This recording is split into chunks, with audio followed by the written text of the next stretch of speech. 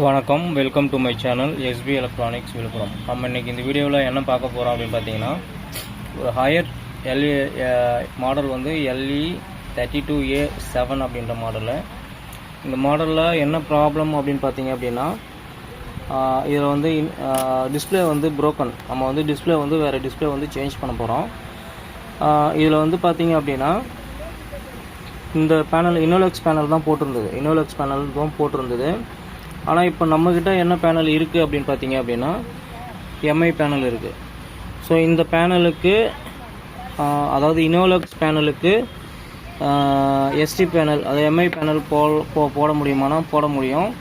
இதுக்கு கொஞ்சம் சேஞ்சஸ் பண்ணணும். சேஞ்சஸ்னால் ஃபஸ்ட்டு வந்து பார்த்தீங்க அப்படின்னா, கொஞ்சம் டிவி வந்து ஃப்ரேமுக்குள்ளே இருக்கும். ஸோ மொதல் விஷயம் அதை வந்து கரெக்டாக பார்த்து ஃபிக்ஸ் பண்ணிக்கணும்.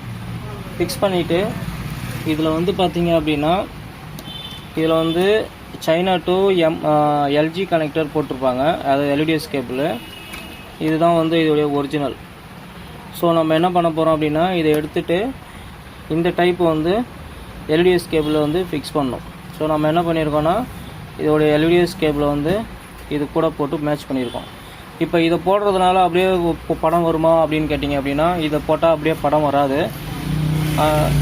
இதுக்கு வந்து பார்த்திங்க அப்படின்னா மிரரிங் மாறும். மிரரிங் ஏன் மாறும் அப்படின்னு பார்த்தீங்க அப்படின்னா, இதுவும் சிங்கிள் காப்பு தானே, ஏன் மிரரிங் மாறுது அப்படின்னு பார்த்தீங்க அப்படின்னா, இது வந்து எல்ஜி போய் அந்த மாதிரி டிவிக்கு வந்து இந்த இன்னோலெக்ஸ் வந்து சூட்டபிள்.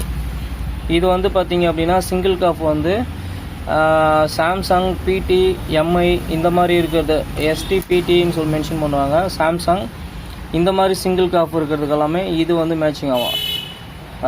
இதில் மேட்சிங் பண்ணும்போது நமக்கு வந்து என்ன ஆகுன்னு கேட்டிங்க அப்படின்னா, சம்டைம் மிரரிங் மேப்பிங் மாறும். சாம்சங் பேனல் போட்டிருந்தாங்க அப்படின்னா மேப்பிங் மாறும், மிரரிங் மாறாது. ஸோ நம்ம இதை சேஞ்ச் பண்ணி போடுறதுனால நமக்கு வந்து மிரரிங் மாறுது. ஸோ நம்ம அதை எப்படி சால்வ் பண்ணலாம் அப்படின்றத இந்த வீடியோவில் பார்க்கலாம்.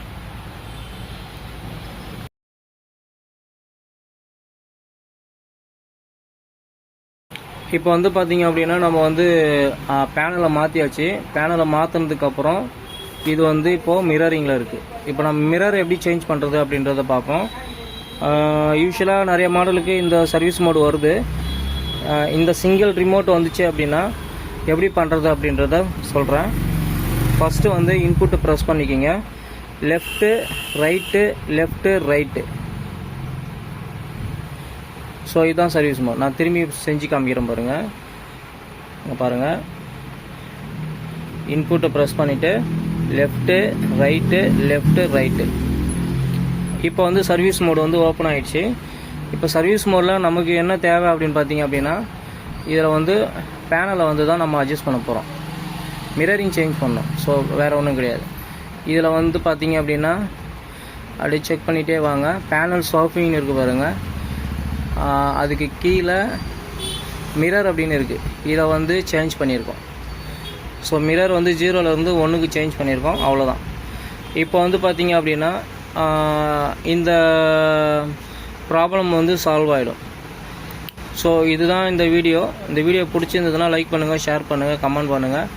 மறக்காமல் சேனலை சப்ஸ்கிரைப் பண்ணுங்கள். தேங்க்யூ ஆல் வாட்சிங்.